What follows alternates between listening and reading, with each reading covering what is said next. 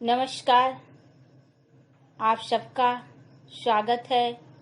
मैं डॉक्टर मुन्नी कुमारी, मरवाड़ी महाविद्यालय, रांची, हिंदी विभाग। आज मैं कविता का शेष भाग छोटा मेरा खेत और बगुलों के पंख से पढ़ाऊंगी। छोटा मेरा खेत की अगली पंक्ति है।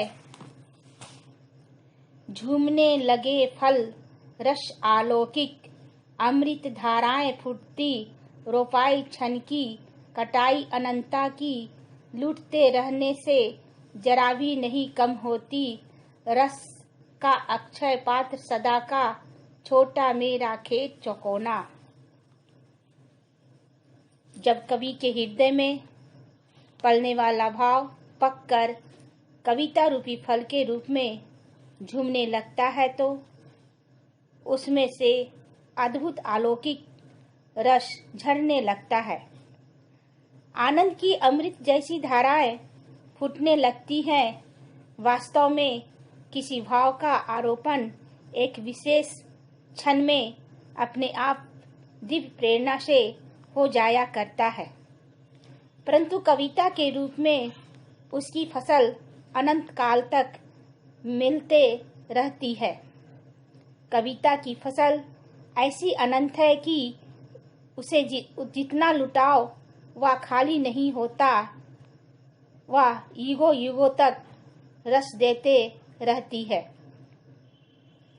कवि के पास कविता रूपी जो चौकोर खेत है वह रस का अक्षय पात्र है, जिसमें से कभी रस समाप्त नहीं होता। कविता शाश्वत होती है। दूसरा पद है बगुलों के पंख। कवि इस कविता के माध्यम से मानव जीवन में उत्साह और आशा का संचार किया है। उन्होंने इस कविता के द्वारा प्रकृति और सौंदर्य प्रेम का परिचय दिया है। सौंदर्य का चित्रात्मक वर्णन करने के साथ साथ मन पर पड़ने वाले प्रभाव का यथार्थ अंकन है। यह अंकन वस्तुगत और आत्मगत दोनों का मिश्रण है।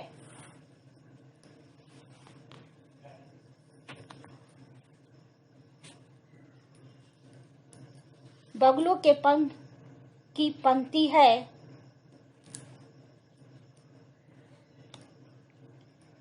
नभ में पाती बंधे बगुलों के पंख, चुराए लिए जाती वे मेरी आंखें, कजरारे बादलों की छाई नभ छाया, तैरती सांझ की सतेज श्वेत काया, हौले हौले जाती मुझे बांध निज माया से, उसे कोई तनिक रोक रखो वह तो चुराए लिए जाती मेरी आंखें, नभ में पाती बंधी बगुलों की पांखें।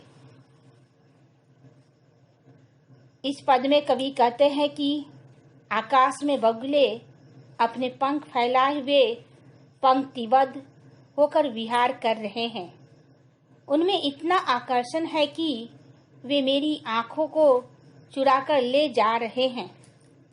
आशय यह है कि मैं टकटकी लगाकर उन्हें निहार रहा हूँ। आकाश में काले काले बादलों की छाया छाई हुई है।